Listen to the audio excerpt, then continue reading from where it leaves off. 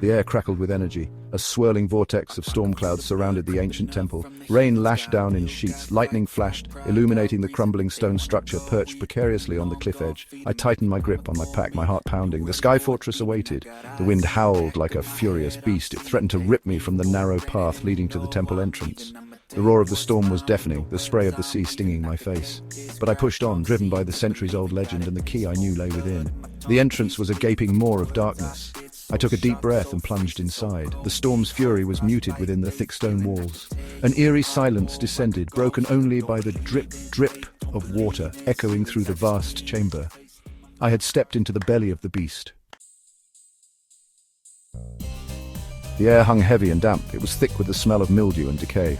Torches flickered, casting long dancing shadows on the walls. Ancient symbols and cryptic messages adorned every surface. The temple was a labyrinth of shifting pathways and mind-bending riddles. I navigated treacherous corridors that twisted and turned. They seemed to change with every gust of wind that howled outside. Dead ends materialized where moments before there had been open passages. Frustration gnawed at me, but I couldn't afford to panic. The key was here, somewhere.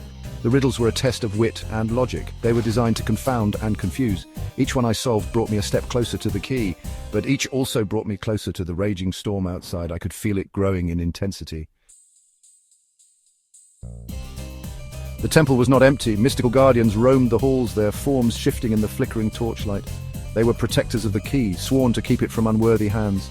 Their eyes glowed with an otherworldly light. These were not creatures I could fight with brute force. They were spirits, born of the island's magic and tethered to the temple.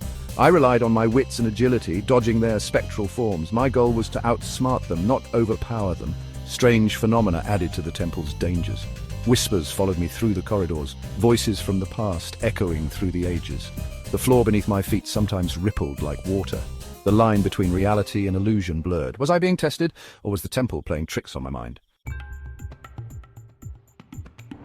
The storm raged on, an angry god determined to thwart my quest. The wind howled louder now, its fury a constant threat. The walls of the temple seemed to shudder. Time was running out. Finally, after what felt like an eternity, I stood before the inner sanctum. The air crackled with energy.